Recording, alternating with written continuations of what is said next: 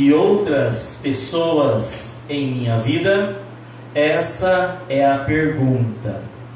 Estamos num mundo muito individualista, num mundo onde as pessoas acreditam que pode sozinhas viver, resolver e dar tudo certo. E é uma pergunta provocativa, o título da mensagem desta noite. Preciso de outras pessoas em minha vida? Alguns acham que precisam, outros acham e agem de uma maneira dizendo que não precisa. Vou pedir que o irmão Claudemir leia no microfone Gálatas capítulo 6, está já aí, pode ler nessa versão que já está na tela. Gálatas capítulo 6, versículo 2. Vamos ver o que está escrito neste texto fantástico, nesse texto muito bom, em que vai nos instruir sobre essa questão, se nós precisamos ou não de outras pessoas.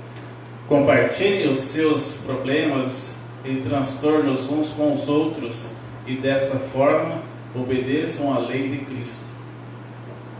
A primeira palavra que vem ali, compartilhar. A palavra de Deus manda nós compartilhar. Nós precisamos compartilhar, nós precisamos partilhar, nós precisamos dividir, nós precisamos de uma maneira realmente viver em comunidade e na codependência um do outro. Não dá para viver sozinho. Nós não podemos viver sozinhos. Nós precisamos compartilhar. Compartilhe os seus problemas. Tem gente que sofre porque fica com o problema sozinho. Compartilhe os seus problemas e transtornos uns com os outros. Uma das coisas que faz a pessoa não compartilhar, não partilhar, é um negócio chamado orgulho. E o orgulho faz a pessoa se achar mais importante que o outro. E nessa questão de achar que é mais importante que o outro, não busca ajuda. E não buscando ajuda, não compartilha o problema, não compartilha o transtorno. Sofre sozinho, vem a derrota e vem a perdição na vida. Uma das grandes portas de pecado na vida das pessoas é porque as pessoas não compartilham as suas dificuldades. Ficam se dando de forte, ficam achando que é forte e não compartilha. É interessante que muitas pessoas têm medo da palavra compartilhar, porque fala, eu vou dividir o que eu tenho com o outro. É também dividir o que tem, mas a ótica aqui da palavra é dividir os seus problemas. Tem um outro versículo que fala, levem as cargas uns dos outros. Mas entenda uma coisa, você tem que dar o passo ao encontro de alguém que vai te ajudar. Se você ficar com o seu orgulho, se você ficar encismado em si mesmo, se você ficar na sua condição de olhar o seu umbigo, você vai ter muita derrota na vida, porque você não vai partilhar. Você precisa compartilhar. Compartilhe seus transtornos uns com os outros e dessa forma obedeça à lei de Cristo. Essa é obediência a Deus. Você precisa obedecer à lei de Cristo. A vida foi feita para ser partilhada.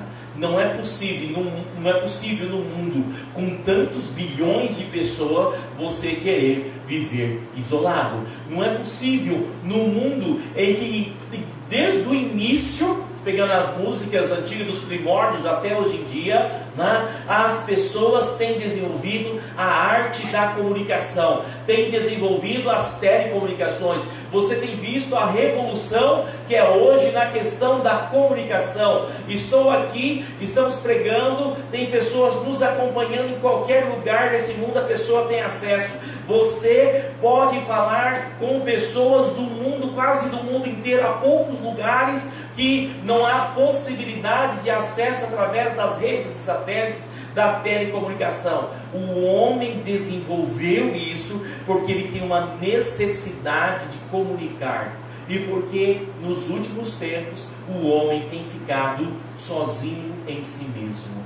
não tem partilhado, não tem compartilhado, não tem trabalhado em equipe. Nós vimos os 3 desenhos. Nós poderíamos olhar aqui aqueles desenhos, quando está ali os pinguins e vem o inimigo atacar, que é a baleia orca. Eles não teriam nenhuma chance, mas a hora que eles trabalham em equipe, eles acham uma solução. Da mesma maneira, nós vimos a formiga. Uma formiga estava com um problema, e ali o tamanduá ia sugar, ia comer ela, mas a hora que trabalharam em equipe, você viu no vídeo, um ficou organizando e todo mundo achou um jeito de formar uma forma geométrica que entalou o tamanduá. A mesma coisa nós vimos aqueles caranguejos. O menorzinho dos caranguejos era o petisco daquela gaivota, o petisco daquela águia, só que ela não contava com o trabalho em equipe. A hora que ela chamou todos os outros caranguejos,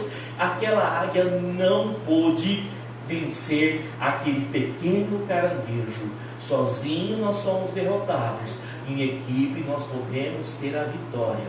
É muito interessante que o exército romano, falo muito sobre os romanos, o exército romano, eles eram um exército com maior número de vitórias, não pela ferocidade, não pela bravura individual, mas pela maneira que eles trabalhavam em equipe, disciplinados, homem a homem, lado a lado, e era um exército imbatível. A história mostra que o trabalho em equipe tem sido a solução e a evolução de tudo, porque ainda a igreja, em muitas vezes, não tem entendido isso.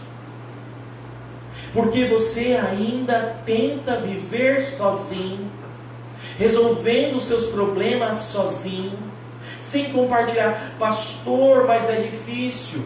Hoje mesmo, um irmão ligou para mim de uma situação muito difícil que está vivendo. Eu não sei se eu consigo resolver, não sei se eu consigo entrar com ação, mas eu tenho certeza que a partir do momento que essa pessoa compartilhou aquela luta comigo, uma coisa eu já fiz e vou continuar fazendo, e essa coisa pode ser a solução na vida desse irmão. Eu estou orando para que Deus entre com providência nesta vida. Se essa pessoa orava, agora tem 2 pessoas orando. Eu acredito que um orando faz bem, mas 2 orando faz muito bem. 3 orando não tem condição de a gente explicar. Uma multidão orando, então, por que, meu irmão, você fica sozinho? Por que você não entende que a vida foi feita de partilha? Por que você aceita viver num sofrimento? Vou pedir para o Claudemir, leia esta frase. Eu vou pedir que ele leia essa frase que vai falar sobre a comunhão. Leia, por favor, meu irmão. Jesus ministrou no contexto de um pequeno grupo de discípulos. Ele podia ter escolhido mais, porém, sabia que 12 estava em torno do número máximo de pessoas que um grupo pequeno pode conter para que todos possam participar. Jesus, ele escolheu 12. Não escolheu os melhores, ele apenas escolheu 12. E ali ele começou a trabalhar. E por que Jesus escolheu 12? Ele escolheu para ensinar que toda grande obra é feita a partir da partilha. A igreja foi começada com esses 12 homens. O evangelho foi iniciado com esses 12 homens. Jesus precisava deles? Não. Em muitas situações eles atrapalhavam o serviço de Jesus, mas Jesus ensinava que tinha que compartilhar, que tinha que andar junto, porque ainda você teima em andar sozinho, porque ainda você teima, ainda mais numa cidade em que nós temos a rica bênção de termos comunhão de uma maneira muito mais facilitada do que em outros locais. Nós podemos estar perto das pessoas. A maneira da geografia da nossa cidade, a geografia urbana da nossa cidade ajuda a nós estarmos perto um do outro. Nós temos as telecomunicações que nos ajudam, porque muitas vezes nós estamos isolados em ilhas, porque muitas vezes nós não fazemos aquilo que Jesus deixou, nosso pequeno grupo, nosso grupo pequeno, para partilhar. E esse grupo pequeno é a igreja, que é um grupo pequeno. Esse grupo pequeno é uma sala da IBD. Esse grupo pequeno é um PGM. Esse grupo pequeno é a família. Esse grupo pequeno são 2 ou 3 ou 4 irmãos que têm uma afinidade. Não interessa qual vai ser a configuração desse grupo, interessa que você tem que realmente estar junto, ombro a ombro, lado a lado com algumas pessoas para partilhar, porque senão você não cresce, porque senão você não desenvolve, e porque senão, quando vir as agruras, as dificuldades da vida, você não tem pernas para conseguir, você não tem forças para lutar, você não tem como desenvolver a sua fé. Você precisa entender que a vida, ela é comunitária, ela não é individual. E para com esse negócio de ficar esperando o outro. Pare com isso. Pare com isso. Ai, estou esperando que o meu primo venha me visitar. Estou esperando que o meu parente venha me ver. Eu fiquei doente e a pessoa, o meu sogro, a minha sogra, não ligou para mim. Rapaz, se você ficou doente e você quer a ligação de alguém, a não ser que você não tenha celular, a não ser que você não tenha nada, por favor, ligue. Ligue. Tem uma visitante da nossa igreja, ela está internada e ela falou para mim, mandou uma mensagem: pastor, eu estou indo para tal cidade e vou ficar internada lá, ore por mim. Estou orando, irmã. Já conversei com ela hoje, falou que está esperando um resultado, e dependendo do resultado ela fica lá para fazer tratamento, ou dependendo do resultado ela vem. Agora vocês acham que eu, Aguinaldo, que já tem uma dificuldade muito grande de lembrar as coisas, eu ia saber que essa pessoa está adoecida, que está precisando da comunhão? Ela foi muito inteligente. Você precisa ter essa inteligência. Eu preciso ter essa inteligência.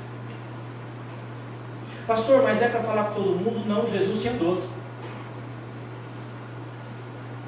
Jesus tinha 12.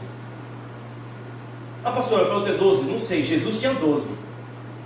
Eu estou falando que você não pode ficar sem nenhum. Com quem você partilha? Com quem você compartilha? Não, pastor, é uma só. Tá bom, está sendo suficiente? Tá bom. Ah, pastor, eu compartilhava com alguém e me decepcionei. Você decepcionou com ela. Tem mais não sei quantos milhões de pessoas para você conhecer e para você ter experiência. Acha alguém. A gente não pode viver sozinho. Não existe igreja vivendo sozinho. Não dá para ser igreja isolada. Ah, pastor, mas eu tenho um problema, eu tenho vergonha. Você não tem vergonha, você tem orgulho. E o orgulho é o que te derruba. Porque os orgulhosos não pedem ajuda. Os orgulhosos não aceitam que necessita de ajuda. E são os orgulhosos que são derrotados. Tem um versículo que é muito interessante, né? Que fala da presença do Senhor. Lê para a gente, Claudemir. Onde 2 ou 3 estão juntos, em meu nome, eu estou ali com eles. Amém? Amém? Amém. Jesus está presente. É interessante que o versículo fala: quando você estiver sozinho, eu estarei lá. Fala, onde estiver 2 ou 3 reunidos, ou seja, num pequeno grupo de partilha, num pequeno grupo de comunhão, num pequeno grupo onde as pessoas cuidam uma da outra, Jesus está presente. É muito interessante isso. Jesus não fala que Ele vai estar presente na sua solidão. Dessa maneira não. É interessante, meus irmãos, que nós vemos Davi, em muitos salmos, pedindo a Deus para cuidar dele e livrar ele da solidão a qual ele estava. Você, talvez de livre e espontânea vontade, tem sustentado uma vida de solidão. Eu não estou falando solidão porque alguma situação da vida te impôs. Eu estou falando solidão quando você simplesmente decide não estar com o outro, decide não ter comunhão com o outro, decide não partilhar com o outro, decide não ter uma vida em comum com o outro. Nós precisamos ter uma vida de comunidade. E a vida de comunidade é a vida de partilha. E era assim que a igreja primitiva vivia. Vivia nas orações, no partilhar do pão, no partilhar das refeições, fazia as refeições com singeleza de coração. Ou seja, eles viviam de uma maneira comunitária. Não dá, meus irmãos, é na comunidade que nós temos identidade, é na comunidade que nós construímos a nossa cultura, é na comunidade que nós nos fortalecemos, que temos fortalecimento uns com os outros. Eu, devido à situação de trabalho e situação de pastor, eu já mudei para muitas cidades. Alguns mudam mais, mas eu já morei em algumas cidades.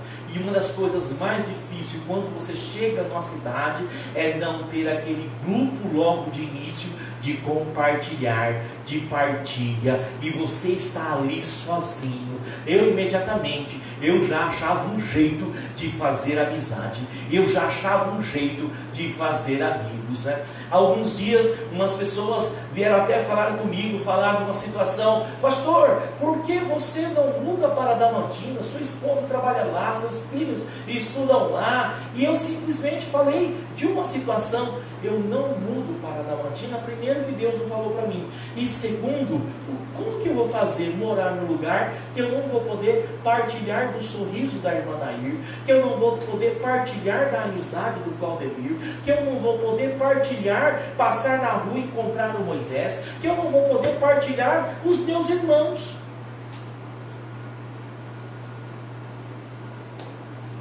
Pastor, mas a cidade é melhor. Pode até ser, mas a minha rede de relacionamento está aqui, e é aqui que é melhor para mim, porque é aqui que eu partilho, que é aqui que eu tenho comunhão, que é aqui que alguém olha pelos meus filhos, que aqui é alguém que me vê e fala: pastor, você não está bem, eu vou orar por você.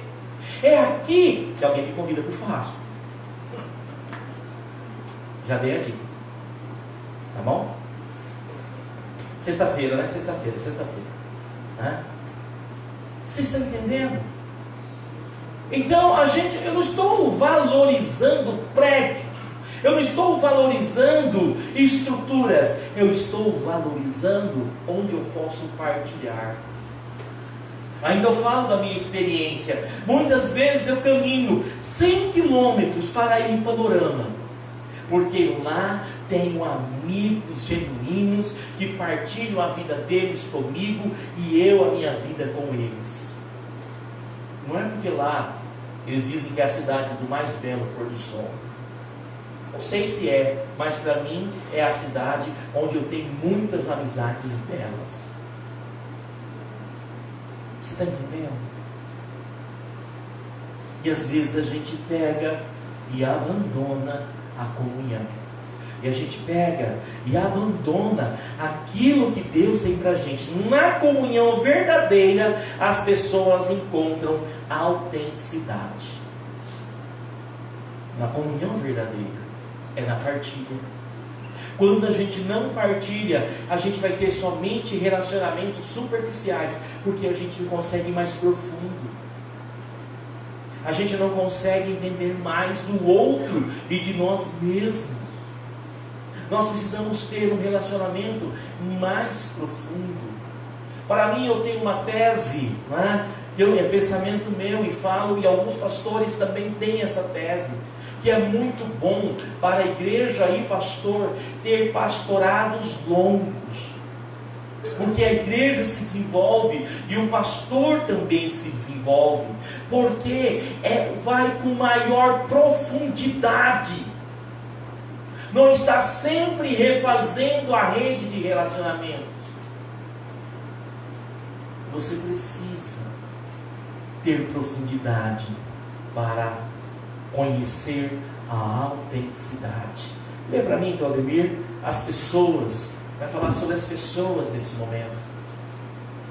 As pessoas vestem máscaras, mantêm a guarda levantada e agem como se tudo em sua vida fossem positivos.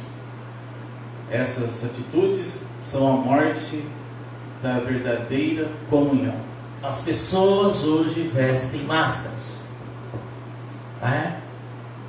E eu vou falar aqui no sentido de falsidade, o sentido de dizer que está tudo bom. Bom dia, tá tudo bem? Tudo bem, tudo jóia? Beleza, tudo certo? Maravilhoso! Pastor, é o seguinte, se eu for na sua igreja, lá a tristeza tem que pular de alegria, porque eu estou alegre, eu só quero alegria, eu busco a alegria. Mas é uma máscara.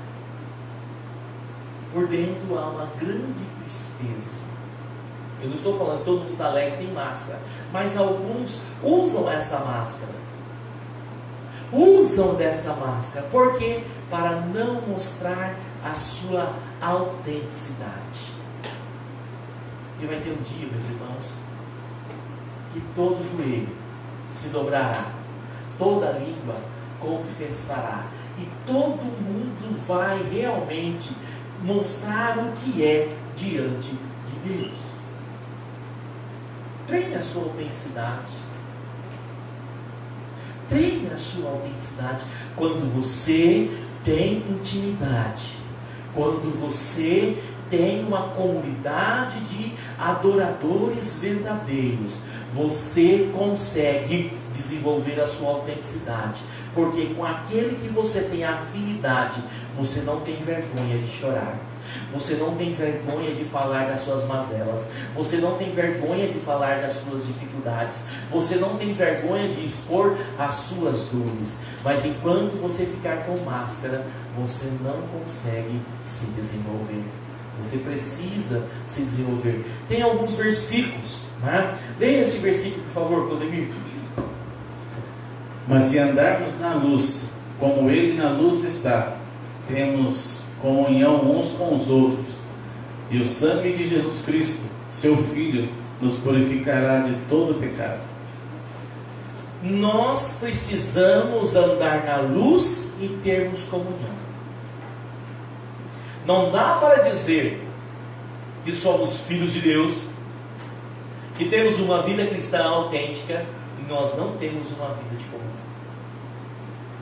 Entenda que comunhão vai muito além de estar numa reunião junto. Vai muito além de fazer um almoço junto. É importante a reunião, é importante o almoço, é importante os ajuntamentos, mas vai além. É um nível maior de profundidade. É um nível maior de comprometimento. É um nível maior de eficiência de trabalho cristão. É o que Paulo fala, cuide uns aos outros.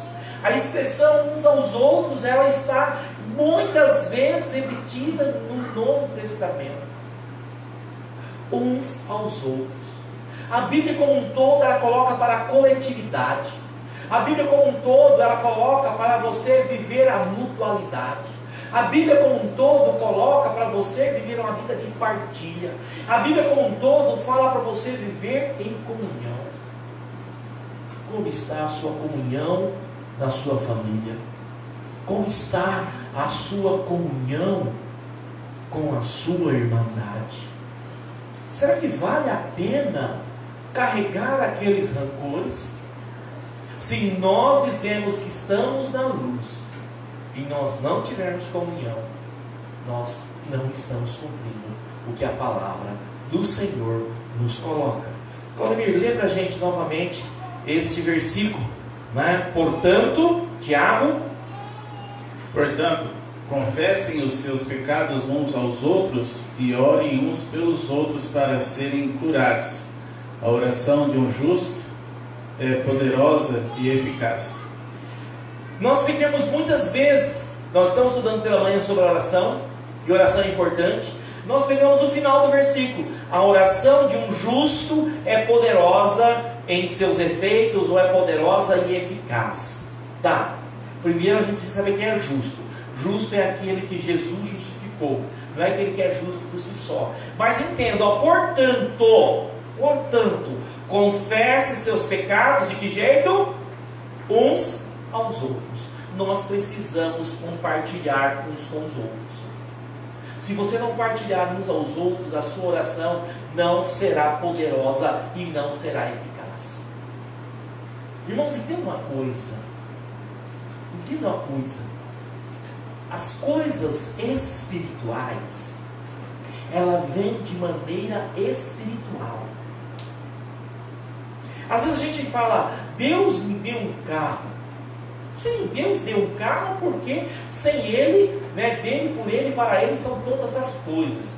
Mas literalmente Deus não dá um carro, porque carro é material. Deus dá paz no espírito, Deus dá fé, Deus dá salvação, Deus promove cura espiritual, Deus dá uma vida de temor a Ele. São coisas espirituais. Se você quer ser uma pessoa que tem realmente uma oração poderosa e eficiente, não é grandes performances na igreja, no culto. Ou seja, alguém fala assim: nossa, pastor, eu gostaria de fazer uma oração bonita como fulano de tal. Isso é performance, é bonito, é estético. Mas o que a Bíblia está falando é isso aqui, ó: confessa os seus pecados uns aos outros e ora uns pelos outros. Quando faz isso, a cura na igreja. Na verdade, a comunhão, as pessoas se encontram, é na comunhão que as pessoas encontram reciprocidade, ou seja, mutualidade, afinidade, estar junto. Na comunhão a gente desenvolve a nossa questão da individuação, a gente se torna indivíduo. É interessante que todo o nosso desenvolvimento psicomotor, cognitivo, emocional, ele se baseia na comunhão.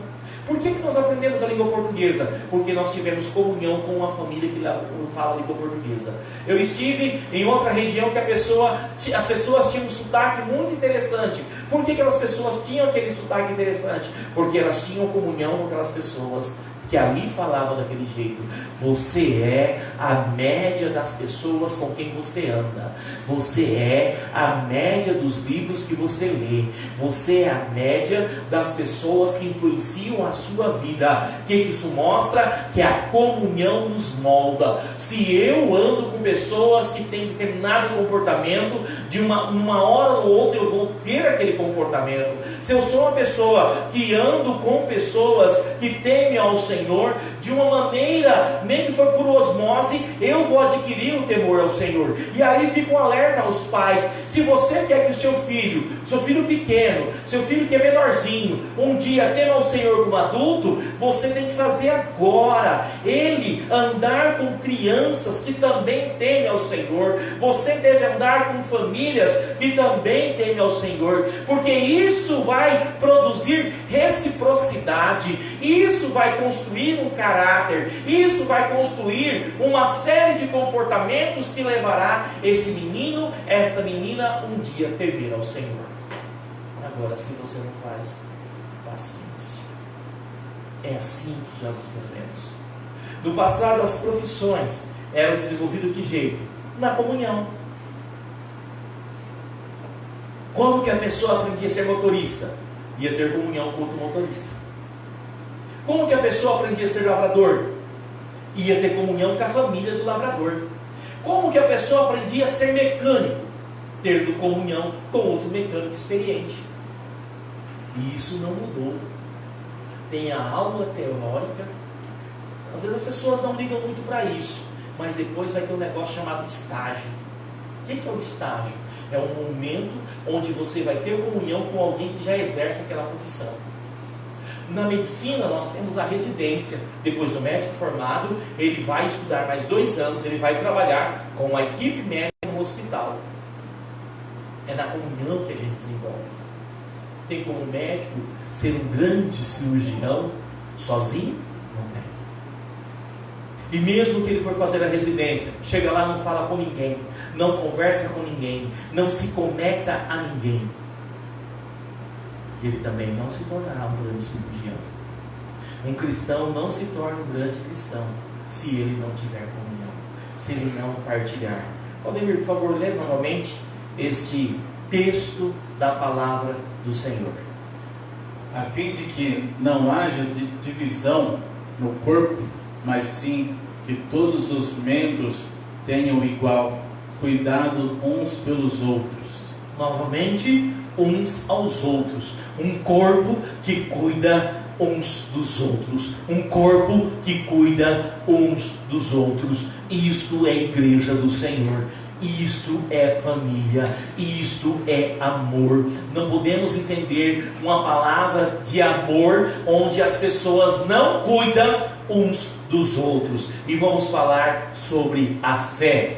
Isto é, para que eu e vocês sejamos mutuamente encorajados pela fé. A mutualidade é que fortalece a fé. Romanos capítulo 1, versículo 12. Romanos 1, 12. E os Romanos capítulo 2, 12, versículo 10. Lê para mim, Claudemir, porque está longe aqui. Dedique-se uns aos outros com amor fraternal. Prefiram dar honra aos outros mais do que a si próprio. Cuide do outro. Queira o bem-estar do outro mais que o seu. E novamente a expressão uns aos outros. Irmão, vou falar uma coisa para você, preste atenção. Preste atenção. Preste atenção. Pare com aquele negócio de pensar em si mesmo somente. Pare. Olha para mim, qualquer relacionamento, o relacionamento marido e esposa, pare de pensar só em você.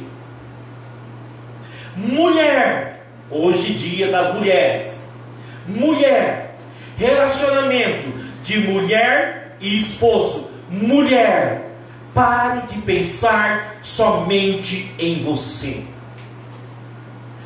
Pais, relacionamento de pais e filhos, pare de pensar somente em vocês.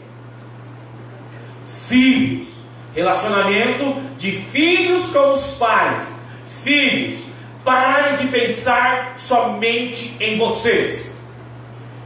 Irmãos, talvez alguns estão aqui, não estou falando irmão da igreja não, estou falando irmãos de sangue. Pare de pensar somente em si, pense no outro também. Pare com esse negócio de olhar só para si. Estou lendo um monte de versículo que vem falar uns aos outros, uns aos outros, uns aos outros. Então, é uns aos outros. Você precisa entender isso. Sem isso não há comunidade. Sem isso não há vida cristã. Sem isso não há amor fraternal. Sem isso não há comunhão. Sem isso não há mutualidade. Sem isso não há reciprocidade. Sem isso a igreja do Senhor não desenvolve. E você como cristão, você também não desenvolve. Você precisa entender isso. Romanos 14, 19. Por isso, esforcemos-nos. O que eu acabei de falar não é fácil. Não é fácil. Fácil é falar com quem a gente gosta, ou com quem gosta da gente. Isso é fácil. Mas por isso esforcemos-nos em promover tudo quanto conduz à paz e à edificação mútua, ou seja, uns aos outros. E nem no versículo a Bíblia falou: escolha um legalzinho para estar perto de você. Irmãos e irmãs, mutualidade. Irmãos e irmãs, comunhão. Irmãos e irmãs, mais o outro e menos eu. Irmãos e irmãs, isso é o amor fraternal. Você precisa desenvolver essa condição. Você precisa desenvolver a condição de entender que você precisa muito do outro. Você necessita do outro. Não dá para dizer que você vai viver uma vida que não necessita do outro, que você pode estar sozinho nessa vida. Você não pode estar sozinho nessa vida. Você precisa, você necessita de ter pessoas como você. Preciso de outras pessoas em minha vida? Sim ou não? Sim. Preciso de outras pessoas em minha vida? Sim. O que você vai fazer para ter essas pessoas? O que você vai fazer para ter essas pessoas? A vida, ela vai nos empurrando para o fim desta vida, e para aquele que tem Cristo, o início da outra. Eu lembro da minha última aula de psicologia do desenvolvimento. Estudei 2 anos essa matéria. E a última aula, que ia falar do desenvolvimento humano, que falava desde a fecundação até a velhice, o dia da morte. E eu lembro da última fala da professora Ana Vitória Salimon. Ela disse: aquele que vive bem, envelhece bem. E ela não disse dela, ela trouxe de um livro da Ellen Lee. E é verdade. Aquele que vive bem os seus relacionamentos, desde a tenra idade, ele vai envelhecer bem. Aquele que vive mal os seus relacionamentos terá uma vida ruim e também envelhecerá de maneira ruim. Ah, pastor, eu estou velha. Não, ninguém aqui está nesse quesito, porque eu já fiz velório de pessoas de 80, 90, até pessoas de perto de 100 anos. E eu já fiz velório de pessoas de menos de um mês. Enquanto tem fôlego de vida, há espaço para a gente mudar. Essa palavra hoje é para que você mude. Mais comunhão, mais mutualidade, mais reciprocidade, mais fraternidade e menos eu, menos egoísmo. Porque, meus irmãos, ao chegar ao final desta vida, não há diferença entre rico, entre pobre, entre inteligente, entre ignorante, em quem é bonito, em quem é feio, em quem é magro, em quem é gordo, em quem é idoso ou quem é novo. Hora que chega a morte, todo mundo é igual.